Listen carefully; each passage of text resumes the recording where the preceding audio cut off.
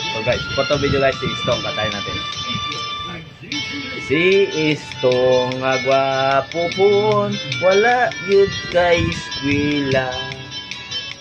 Kay wala siya'y trabaho, wala sad nakaasawa. Nakahukom, manimpalad na lang siya. Milarga sa Maynila, milarga. Kamay puso lang ang dala. Kamay nila squatter, ang punuyul-ana niya.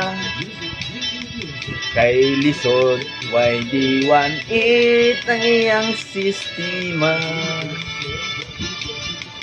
Miitra siya sa trabaho, illegal, delikado. Nahimo siyang drug pusir,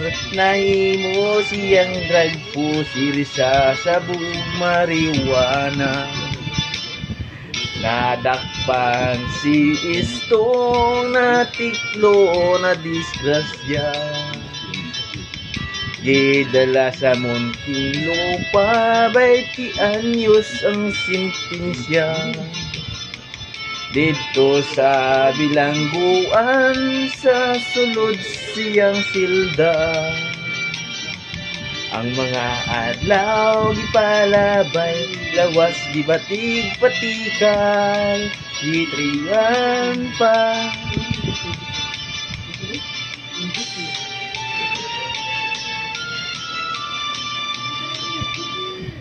Pag uli na ni Istong, daw matun ang istura. Pinithabo si Nina, lawas daw karotula.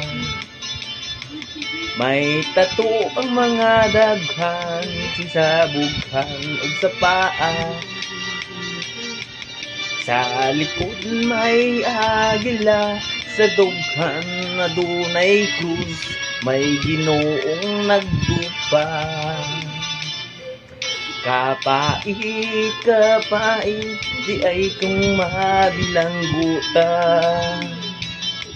Sa trabaho, wa mo'y dawat, kay laging priso ka. Ugma kon siya'y mangintaho, siya'y ang dalaga. Isnabon intahon siya, kung makita ang mga tato sa kalawasan niya. Si Istong sa istorya, nagdaro na lang siya sa bakid ng itsura.